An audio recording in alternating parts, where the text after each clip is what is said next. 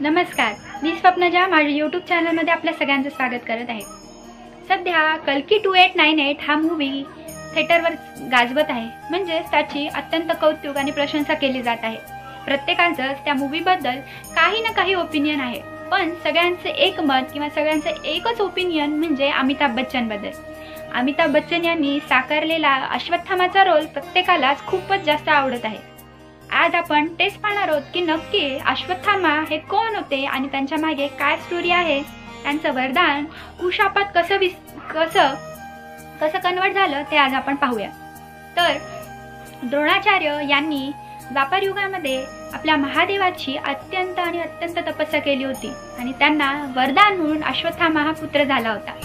अश्वत्थामा जेव्हा जन्माला आले तेव्हा त्यांच्या कपाळी एक मणी होता, जे की शिवाचा अंश म्हणून ओळखलं जाऊ लागलं आणि त्या मणीमुळे त्यांना कधीही भूक लागत नव्हती आणि कधीही तहान लागत नव्हती।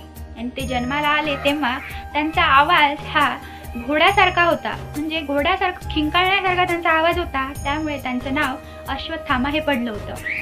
पुढे चालून जेव्हा महाभारताचं युद्ध चालू झालं तेव्हा काही कारणास्तव द्रोणाचार्य यांना कौरवांची बाजू मांडावी लागली किंवा कौरवांकडून लढावं लागलं। तेव्हा श्रीकृष्ण आणि 5 पांडव यांना हे माहिती होतं की द्रोणाचार्य यांना हरवणं अत्यंत अवघड आहे, कारण का द्रोणाचार्य हे पांडवाचे आणि कौरवांचे या दोघांचे पण गुरु होते। तेव्हा श्रीकृष्णाने एक युक्ती योजली। ती युक्ती म्हणजे त्यांना हे माहिती होतं की द्रोणाचार्य यांचा जीव आपल्या पुत्र अश्वत्थामावर अतिशय जास्त आहे।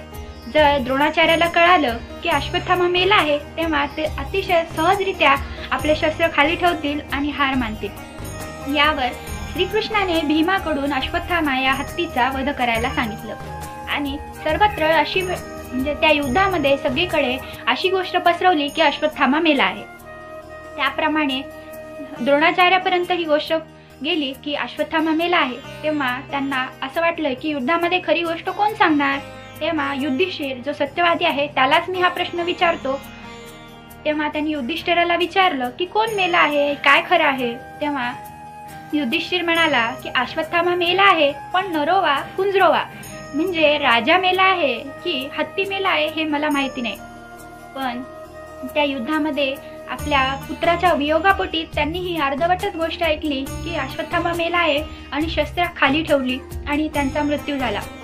आपल्या वडिलांच्या मृत्यूचा बदला घेण्यासाठी किंवा जे प्रतिशोध आहे तो घेण्यासाठी अत्यंत क्रोधित झालेले अश्वत्थामा दुर्योधनाला म्हणतात की थांब, आत्ताच मी जाऊन 5 पांडवांची शिरे कापून आणतो।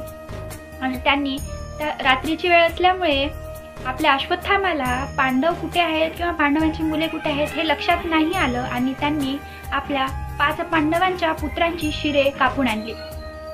हे पाहून श्रीकृष्ण आणि 5ही पांडव अत्यंत क्रोधित झाले होते। तेव्हा श्रीकृष्णाने त्यांना म्हणजे अर्जुनाला ब्रह्मास्त्र सोडण्यास सांगितलं आणि इकडून अश्वत्थामानेही ब्रह्मास्त्र सोडलं होतं। पण या दोघांच्या ब्रह्मास्त्रामुळे ही सजीव सृष्टीच नष्ट पावेल ही त्यांना भीती होती, त्यामुळे त्यांनी दोघांनाही जे ब्रह्मास्त्र आहे ते परत घेण्यास सांगितलं होतं।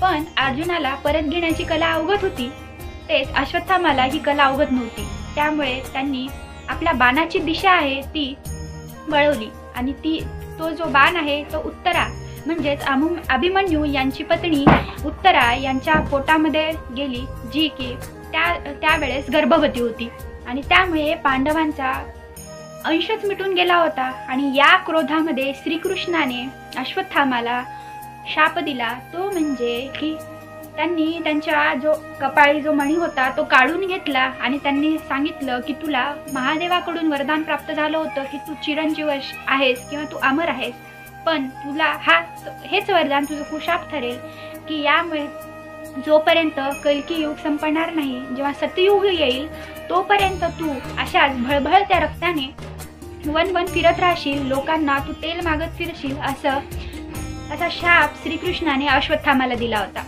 त्यामुळे काही जण आताही म्हणतात की त्यांनी अश्वत्थामाला पाहिलं होतं। खरंच तुम्हाला काय वाटते की अश्वत्थामा खरंच आताही जिवंत आहेत का?